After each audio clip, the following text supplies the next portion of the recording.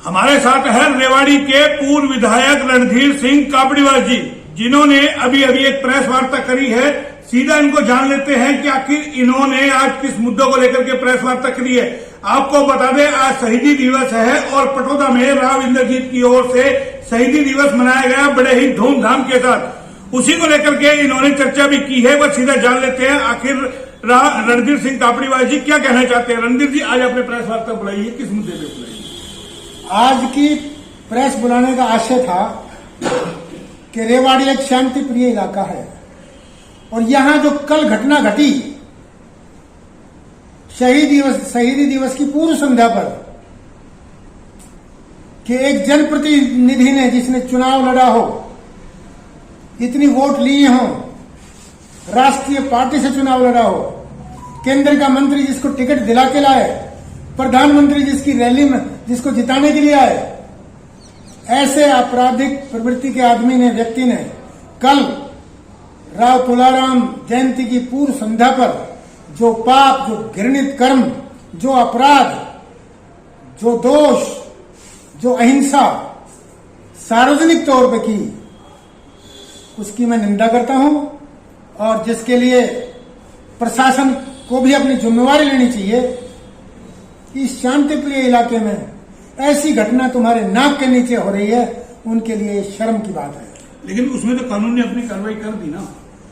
कानूनी कार्रवाई जो हुई है वो एक इतने ऐसे नेता ने जो की हो और ऐसे शांति प्रिय इलाके में जो एक तांडव मचा हो और उसको तुरंत एक बड़े नेता के कहने से जमानत दे दी जाए। पुलिस तो बल्कि निर्दोष आदमी को भी एक दिन तो वैसे बिठा लेती है, तो इसको कम से कम सबक देने के लिए कुछ तो करना चाहिए था।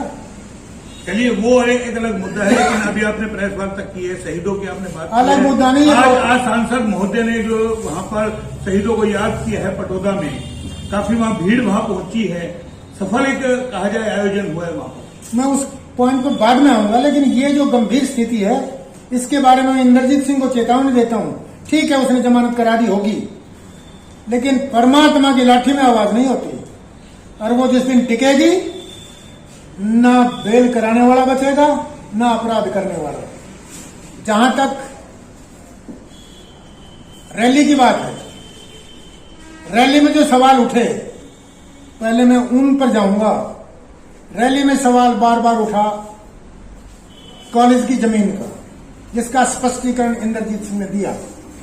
मैं ना रजिस्ट्री पे जाता, ना म्यूटेशन पे जाता, ना मलकियत पे जाता, मैं सीधा एक बात पे जाता हूं कि अहीर कॉलेज केवल एक जाति का नहीं था, इसमें योगदान 36 बिरादरी का था और बहुत लोगों का योगदान था। राव पोहत सिंह के नाम से पूरा हॉस्टल है, छाजू राम के नाम से पूरा स्कूल, राव मोहर सिंह की स्टैच्यू बीच में लगी हुई है, सबका योगदान रहा है। लेकिन धीरे धीरे क्या हुआ, मुझे बात याद है कि जब राव तखत सिंह जी अहीर एजुकेशन बोर्ड के चेयरमैन थे, उस समय सदस्य संख्या 1300 थी। जब राव राय सिंह जी कोसली वाले आए तो सदस्य संख्या घट के 700 हो गई थी। और उसके बाद जो बेईमानी का काम शुरू हुआ, मैं इसलिए कह रहा हूं कि रैली में बहुत से सांसदों ने, वक्ताओं ने कहा कि राव साहब बहुत ईमानदार आदमी है। वो भी ध्यान से सुन ले कि इसकी ईमानदारी कितनी है। इन्होंने क्या किया, एक ऐसा कानून बना दिया बैकडोर से कि जो व्यक्ति, जो मेंबर 3 लगातार मीटिंग अटेंड नहीं करेगा, उसकी सदस्यता लैप्स हो जाएगी। और टेक्निक क्या अपनाई, रजिस्टर में तो नोटिस चढ़ा दो, असल में मत भेजो, उनको बाहर निकाल दो। नतीजा ये हुआ, अब घर के 10, 5, 15, 5, 7 आदमी रह गए। तो क्या ये सीधा सीधा एक सामाजिक संस्था पे, इलाके की संस्था पे कब्जा नहीं हुआ? केवल ये जवाब दे दे कोई भी। लेकिन आज मंच से राव इंद्रजीत ने जवाब दे दिया है, बोला हम इस संस्था को बचा रहे हैं और जो आरोप आप लोग लगा रहे हैं कि जमीन को बेच देंगे। जमीन का किस्सा ही नहीं किया मैं जमीन का किस्सा ही नहीं करता। मैं तो सदस्यता में जो कब्जा कर लिया है, मेरा इश्यू समझिए, ये कब्जेदार हो गए और इनका जवाब कौन देता है? एक बेचारा वकील है जिसको उस समय की ज्ञान ही नहीं है, जिसको ये नहीं पता कि समाज का कॉलेज था, सबका कॉलेज था, हर बरादरी का कॉलेज था। नहीं, वहां के सेक्रेटरी का भी जवाब आया है ना। अब जमीन का तो मैं जिक्र नहीं कर रहा ना। नहीं, सेक्रेटरी ने, जो सोसाइटी के सेक्रेटरी हैं, उन्होंने भी तो बकायदा प्रेस वार्ता के दौरान जवाब दिया है कि इसमें एक पैसे की कोई बेईमानी नहीं हुई, 2.5 करोड़ रुपए लगे। मैं पैसे की बेईमानी हूं तो रजिस्ट्री का सवाल हो गया, वो जिक्र ही नहीं कर रहा। मैं तो ये कर रहा हूं, जो इतनी मेंबरशिप थी, सारे इलाके का कॉलेज था, वो आज एक परिवार का कैसे हो गया? लेकिन आप सब लोग आज जग रहे हैं, इतने वर्षों से क्यों नहीं जगे? ये भी तो वहां सवाल उठा ना। बोले यही समाज कहां पर था? जो यादवेंद्र जी हैं, सेक्रेटरी हैं, उन्होंने कहा समाज उस वक्त कहां सोया हुआ था? पूरा समाज जो आज जग करके आया है। ऐसा है यादवेंद्र जी को और सेक्रेटरी जी को, ये सेक्रेटरी जी भी ऐसे हैं जैसे और मेंबर थे। कल ये हट जाएंगे तो इनको भी नहीं पता रहेगा। इनका जो ओरा था वो इस तरह का था, इनके खिलाफ कोई बोलता ही नहीं था। लेकिन राव तो कह रहे, बोले लोगों की निगाह थी उस जमीन के ऊपर। उन्होंने तो साथ में कुछ ये भी कहा, जो भाजपा मेरी पार्टी के लोग हैं उनकी भी निगाह थी। कई लोग इसको हड़पना चाहते थे। भाजपा में कौन हड़पना चाह रहा है? प्रताप सिंह कैरोबा, उन्होंने कहा कि बोले वो भी इसको चाहते थे। कह रहे स्वर्ग में गए, कौन जवाब देगा? भजन लाल जी स्वर्ग में गए, उसका जवाब कौन देगा? बीजेपी का मैं जिम्मेवार हूं, बताओ कौन था जो बीजेपी वाले ने कहा कि हम हड़पना चाहते हैं? यही सवाल उठ रहा है ना कि आखिर जब उन्होंने जवाब दे दिया, जैसे कैप्टन साहब ने कहा था कि राविंदर जी जवाब दे, आज उन्होंने रैली के माध्यम से जवाब दे दिया। तो जवाब, मैं जिस बात की पूछ रहा हूं वो जवाब नहीं आया। तो आपकी नाराजगी क्या है? जमीन को लेकर के है? मैंने जो सवाल किया था आज की प्रेस कॉन्फ्रेंस का, कि एक नुमाइंदे ने इतनी वोट लेते और सार्वजनिक तौर पर अपराध किया है, भगवान की लाठी में आवाज नहीं होती। लेकिन आज तो तमाम लोगों ने उनको पाक साफ बताया, बोला जी बड़े नेता हैं, कोई दाग नहीं है उनके ऊपर, 1% नहीं। तो दाग का तो मैंने बता दिया ये कितना ईमानदार है। वहीं उस रैली में कुछ लोगों ने ये भी कहा है कि बहुत सच्चे हैं, कहा है ना। मैं सिद्ध करता हूं, I can say on oath, या उससे ओथ ले लो, वो ये कहते तो हम मान जाएंगे। सर उसने मेरे पास फोन किया, भाई रणधीर मैं अपनी बेटी की मदद कर रहा हूं। बोले जी सब करते हैं, करो। बोले हाँ, अगर उसको टिकट नहीं मिलती है तो मैं तेरी मदद करूंगा। तो कितनी सच बोली है वो आपको भी पता है, पब्लिक भी जानती है। तो ये राजनीति की वही टीस है क्या, ये चुनाव की? कौन सी जो आप बता रहे हैं? तो जो वो मंच से बोल रहे थे वो कौन सी टीस थी? मैं वही पूछ रहा हूं। उन्होंने तो आज भी कहा है, नहीं वो भी तो टीस थी। बोला हम नसीबपुर तक क्यों सीमित रहे, पानीपत तक हमें जाना चाहिए। अब फिर मैं वही बात कहूंगा कि जो व्यक्ति 40 साल में मंडेर से बाहर नहीं कूद पाया, वो इन 5 साल में धरती हिला देगा, आकाश को पलट देगा और पूरे हरियाणा को पलट देगा। तो क्या हो चाहिए पुलिस सोसाइटी का, क्या होना चाहिए? अब आप क्या चाहते हैं? ईमानदार है तो वो पूरी अहिवाल के लिए इसकी मेंबरशिप खोल दे। भाई कोई भी बने, ये समाज का कॉलेज है, आओ और मेंबर बनो, क्या दिक्कत है इसमें? और सहयोग दो और इसके सुधार की कोई नीति रीति बनाओ। वो तो कह रहे ना, इस जमीन पे कई लोगों की निगाह थी, सोसाइटी पे कई लोगों की निगाह थी, मैंने तो उसको बचाने का काम किया है। अब वो किस किस की निगाह थी हमें तो नहीं मालूम, और कोई निगाह करेगा क्यों? और भाई साहब इनके मामले में कोई निगाह करेगा। दूसरी बात ये कि वहां मंच पे कई हमारे सांसद और योद्धा बोला जी राव साहब जो कहते हैं वो करते हैं। मैंने इसका भी जवाब दिया, भाई कहते हैं वो नहीं करते, बहुत कमजोर आदमी। मीरपुर के इसी चुनाव में, मीरपुर के रैली में इन्होंने घोषणा की थी पब्लिकली 2 बार जमा के कि मैं कप्तान अजय सिंह की सीबीआई से या कुछ जांच कराऊंगा और इसको सलाखों के अंदर डलवाऊंगा। आज तक तो सिट भी करी नहीं, जो कहा है वो किया नहीं। तो इतनी डींग और तारीफ मारने की क्या आवश्यकता थी? झूठ का मैंने बता ही दिया। कहते हैं वो करते नहीं। कॉलेज में कब्जेदारी है, और इसी कॉलेज के नहीं, राव तुलाराम कॉलेज दिल्ली, जहां पूरे डाबर की, पूरे नहरों की, उत्तर प्रदेश तक के, पूरे हरियाणा के लोगों का कितना पैसा लगा है। ना कॉलेज चल रहा, ना कुछ हो रहा, ना किसी को बुलाते, ना कोई मीटिंग। वो पैसा कहां गया, कोई हिसाब नहीं। लेकिन आज उन्होंने एक बात और कही है कि भाई राजनीति में दुश्मन होना अच्छी बात है, लेकिन मेरी राजनीति में अभी 3.5 साल का चुनाव में वक्त है, तो अभी ये वक्त जायज नहीं है दुश्मनी करने का। लेकिन मैं बीमार और जो पेशेंट होते हैं उनसे उनकी तरह मतलब मैं बयानबाजी नहीं करता। अब ये एक बात है ना, जब मैंने इससे सिद्ध कर दिया कि वो झूठा भी है, कहता है वो करता नहीं है, ईमानदार भी नहीं है। क्या लगता है राव का कद बड़ा हो रहा है, बाहर राजनीति फैला रहे हैं, इससे घबराए हुए क्या तमाम लोग? अरे भाई, मुझे भी ये लग रहा है भाई मोहनलाल घबरा रहे हैं। वरना मैं तो ये पूछना चाहता हूं भाई, 40 साल में अगर ये एक कदम नहीं बढ़ पाया, अब बढ़ गया इसका कदम, कैसे बढ़ गया? नहीं, आज जैसे आपका बीजेपी भाई आज विशाल रैली करी है, इतने लोग वहां पहुंचे हैं, क्या लगता है काफी नहीं है आपके शान के लिए? मैंने ये कहा था कि रैली की विशालता नहीं है, ये जो अपने तरीके से कोई पैसा दे के लाएगा, कोई दारू पिला के लाएगा, किसी की ड्यूटी लगा दी, पार्षद तू लिया, फला तू लिया, इनमें से 10 आदमियों को जानते नहीं हो भाई, नेम बोला नहीं। किस बात की विशालता? और बड़े बड़े लोग आए थे, मंत्री आए थे, अपना अपना लोगों को लेके आए हैं। तो कल है तभी तो लेकर के आए ना, किसी की बुलाओ तो कौन आता? नहीं, शहीद के बुलाओ, केवल शहीद। शहीद का नाम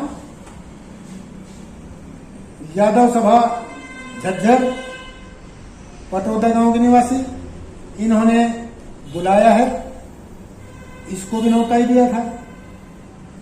वरना तो अगर ये शहीदों का सम्मान करने वाला होता तो 5 साल कहां था शहीद और कहां थे ये? तो आपको क्या लगता है, जिस तरीके से बीजेपी भी उन्होंने तो आज तीखा प्रहार किया है, बोला जी जो बीजेपी दावे कर रही थी 2014 में हमारी सीटें जितनी आई थी 19 में उससे भी ज्यादा घट गई, उसको लेकर के भी आज मैं ये कहता हूं, बीजेपी में मोदी जी का जलवा है, और इंद्रजीत सिंह एक बार भी अपने दम पे नहीं बना, मोदी जी के दम पे बना है, और इसने मानना भी था। आज ये कुछ भी कहे, 75 पार का जो नारा था, मुख्यमंत्री की नीयत सही थी, लेकिन इन लोगों ने मुख्यमंत्री को फेल करने के लिए जिस तरह से बंटवारे में फांस अड़ाई, विनिंग कैंडिडेटों की टिकट काटी, जिस तरह से इन्होंने अड़ंगा डाला, उसकी वजह से बीजेपी 47 पे रह गई, वरना तो क्लियर मेजोरिटी से सरकार बन रही थी। नहीं, 2019 में तो वो कह रहे हैं ना, बोलो कुछ जयचंदो ने हमारे उम्मीदवार को हराया, हमारा उम्मीदवार जीत था। मैं कहता हूं जयचंद तो कोई है नहीं, ना हरा सकता। ये तो शकुनी का पासा गलत था, उल्टा था। शकुनी का पासा जो है वो चालाकी और बेईमानी का था, वो अपनी जिम्मेवारी क्यों नहीं लेते? नहीं, वो तो कह रहे हैं कि कुछ जयचंद थे जो जिन्होंने यानी कि पार्टी के खिलाफ जाकर के और उनको हराने का कोशिश की। मैं ये कहता हूं शकुनी ने किसी बीजेपी कार्यकर्ता को टिकट नहीं देने दी, ये कसूर किसका है? टिकट किसको दी? नॉन बीजेपी, और उसका चरित्र कल सामने आ गया। इसीलिए मुझे कहना पड़ा कि परमात्मा की लाठी में आवाज नहीं होती। तो वो तो कल जो हुआ वो पारिवारिक झगड़ा भी तो हो सकता है ना? क्या कौन सा? क्या जानकारी नहीं, पारिवारिक, मैं फिर वही कहता हूं, झगड़ा कोई भी हो, एक जनप्रतिनिधि सार्वजनिक तौर पर इस तरह की हिंसा करे, ये परिवार के साथ अलाउड है? क्या ये जायज है? क्या करना चाहिए था रावेंद्रजीत सिंह को? कानून ने अपनी कार्रवाई कर नहीं, इसको कंडम करना चाहिए था, इस कृत्य की निंदा करनी चाहिए थी, लेकिन कैसे करे? कोई ना कोई मामला है, कहीं गोलमाल है?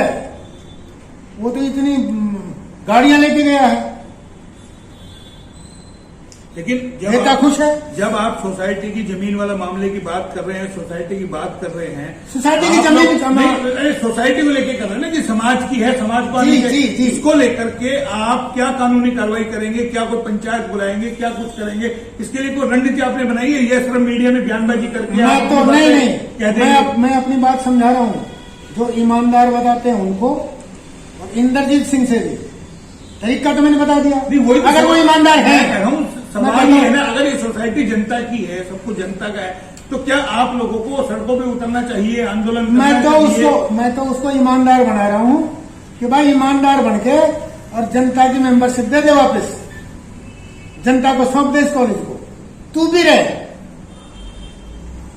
इसमें क्या हर्ज है? कोई नेगेटिव बात नहीं इसमें, कोई गलत बात नहीं। वो भी रहे इसमें, चाहे हेड बन के रह जाए, लेकिन जनता की मेंबरशिप होनी चाहिए। जो जनता का योगदान है, ये जनता का कॉलेज है, समाज का कॉलेज है। लेकिन इतने साल हो गए, आप लोगों ने पहले क्यों नहीं आवाज उठाई? सवाल ये उठता, आज निकल के आए, जिन ये सब बाहर निकल के आए, जब रजिस्ट्री हुई है उसके बाद तमाम चीजें आई है। उससे पहले इतने सालों से चल रहा था। कोई समय आता है और घटना उजागर होती है। आप एक बार बताइए, आप अगर ये कहो कि सुनील मौसीपुर ने कल किया, वो तो अपराधी तो पहले से ही है, ये तो कोई जवाब तो नहीं हुआ। जब जाके जब ही सवेरा, अच्छे काम की प्रशंसा होनी चाहिए, वो लेट हो कि सवेरा। तो आप अच्छे काम की तो करेंगे ना। आज इतनी विशाल रैली की है राव इंद्रजीत ने, उसकी तो आप प्रशंसा करेंगे। नहीं, शहीदों को याद किया, उसकी तो आप तारीफ करेंगे। अरे मैंने ये कहा था कि राव तुलाराम की जन्मदिन की पूर्व संध्या पर, राव तुलाराम की वो पूर्व संध्या पर ये घटना घटी है। ठीक है, वो हो गया, लेकिन अरे भाई साहब, नहीं, आज राव तुलाराम की आत्मा रो रही होगी कि मेरी रेवाड़ी में मेरे जन्मदिन से पहले ऐसी घटना घटी है, और जिसको जो मेरे नाम से राज कर रहे हैं, वोट ले रहे हैं, वो उसी आदमी को संरक्षण दे रहे हैं। लेकिन समारोह तो अच्छा काफी होगा ना, उसकी तो आप तारीफ करते हैं। वो तो मैंने पहले कह दी। शहीदों को तो याद कर लें, आप भी राव तुलाराम को नहीं, वो तो शहीद सबके हैं, समाज की हैं। मैं तो भाई तर्पण करके आया हूं, जो इन्होंने नहीं किया। इनकी धर्म से पूछ लो अगर इन्होंने तर्पण किया होता, और मैं कह सकता हूं मैं करके आया हूं, और गवाह है उसके सभी शहीदों के नाम पे, राव तुलाराम के नाम पे, सैनिकों के नाम पे, बलिदानियों के नाम पे मैं तर्पण करके आया हूं। चलिए, कुछ लोग अब कह रहे हैं, बोलो आज जो ये शहीदी दिवस मनाया गया है, एक दबाव बनाने के लिए पार्टी में घुटन महसूस कर रहे हैं इसको लेकर के, क्योंकि कहीं आज दर्द भी राव इंद्रजीत सिंह का आपने पूरा भाषण सुना होगा, निकला है थोड़ा बहुत कि पार्टी में मान सम्मान अगर नहीं मिलता है या कम मिला, जनता से भी बकायदा उन्होंने पूछा है। देखिए जी, मोदी जी के नाम पर उन्होंने सब कुछ कर लिया। अब अगर दम घुटता है तो दम घुटने का कारण तो कोई होगा। नहीं, आपको क्या लगता है? मैंने सवाल आपको लगता है दम घुटता है या मान सम्मान? मैं तो पहले बता चुका हूँ, या दबाव कहीं ना मैं पहले बता चुका हूँ। मैसेज दिया कि नसीब भाई क्यों पानीपत, मैं बता चुका हूँ कि चाहे दम घुट जाए, चाहे जान निकल जाए, मोदी जी की हवा अच्छी रही तो धक्का देने से बाहर नहीं जाएंगे। और अगर मोदी जी की हवा में कुछ फर्क आ गया, कुछ लगा कि बीजेपी नहीं आ रही है, तो रस्से बांधने से नहीं रुकेंगे। आपको ध्यान होगा, कांग्रेस छोटी थी जब इन्होंने उससे पहले एक रैली की थी पटौदी में, इन्होंने आज सुना, आज की है पटौदा में, क्या मायने? आज आपने सुना होगा इंद्रजीत ने यह कहा कि मैं जिस थाली में खाता हूं उसमें छेद नहीं करता। मनमोहन सिंह की थाली में छेद करके आया कि नहीं? और गलत टिकट काट के मनोहर लाल की थाली में छेद किया कि नहीं? सरकार बनती। चलिए, आगे क्या राजनीति माहौल देख रहे हैं आप? क्या और अभी गरमाए गए राजनीति, चाहे आहिर सोसाइटी का मामला हो, चाहे आगे चुनाव हो आने वाले, या राजनीति समीकरण हो, घटनाक्रम एक के बाद एक जो प्रेस वार्ताओं का दौर शुरू हुआ है लगातार। अरे कहाँ शुरू हुआ है, इनको पता ही नहीं तुम क्या बोल रहे हो। वो बेटी कह रही है कि मैं उसने घोषणा कर दी कि मैं चुनाव लड़ूंगी। बहुत अच्छी बात है, लड़ो, रोकता कौन है? पब्लिक से तो नहीं पूछा, पब्लिक के सामने खुद घोषणा कर दी लड़ो भाई। लेकिन उसने जो ये कहा कि हमारे विपक्ष में कई मेंढक टर रिटर करते हैं, ये मेंढक वाली बात उसके दिमाग में मंच पे कैसे आई?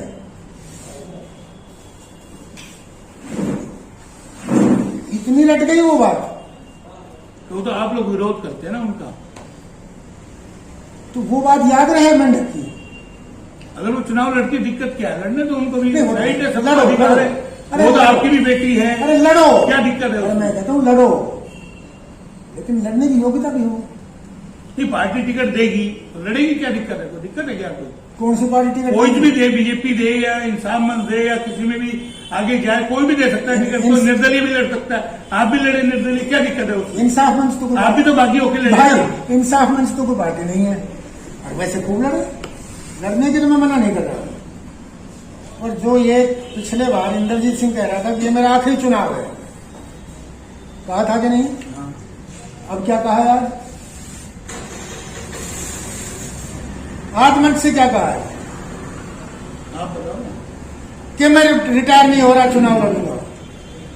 मैंने भी आपसे कहा था कि मैं चुनाव नहीं लड़ूंगा, तो मुझे भी ये कह देना चाहिए तू लड़ेगा तो मैं भी लड़ूंगा।